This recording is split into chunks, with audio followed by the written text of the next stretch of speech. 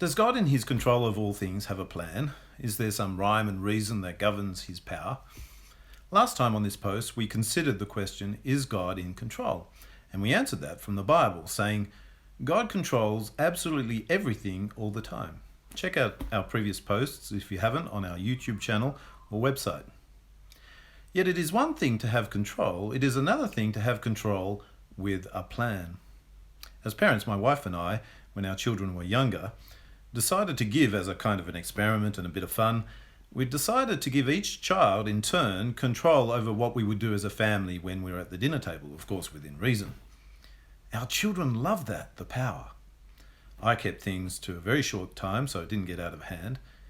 Yet it seemed that whenever they had the power, it was just random commands that came out, like go brush your teeth and get in your pajamas and go to bed, that kind of thing. Perhaps with a bit more maturity, they might have planned things better. Does God in his control of all things have a plan, or is it just random acts or displays of power?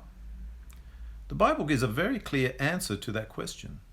It says that God has only one plan, and it involves everything that takes place, even this virus.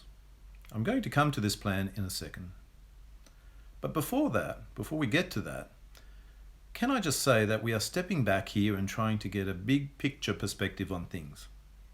However, sometimes we can be so distraught and in so much suffering that even having the energy to think and consider big picture stuff is just too hard.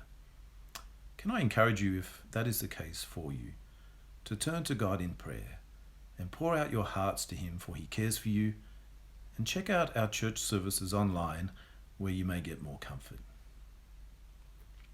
However, if you do feel you have energy to think, stay with me, because we are going to zoom back and consider what God says is his purpose for everything. This is meaning of the universe kind of stuff. I didn't make it up, it comes from the Bible. Here it is. God's purpose in everything is to bring all things under the perfect, loving rule of his precious Son, Jesus. Or to put it more succinctly, God has made everything and is doing everything for his Son, Jesus. All of God's wisdom, all of his power, all of his care is focused on his Son, whom he loves deeply. And so God's control is not self-centered, but God's control is Jesus-centered.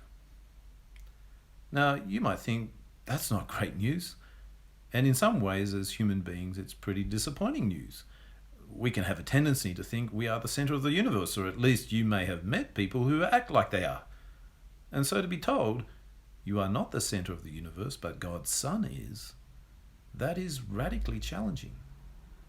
However, I don't want us to get this wrong. It's not as if because we aren't at the very center of all that God does, that somehow we are disposable and unimportant, unloved, and to be thrown off once used. No, it's not like that at all. It's the exact opposite.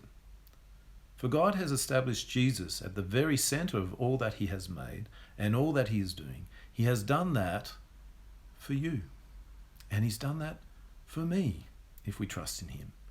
If Jesus is at the very center, he is at the center for us and for our good.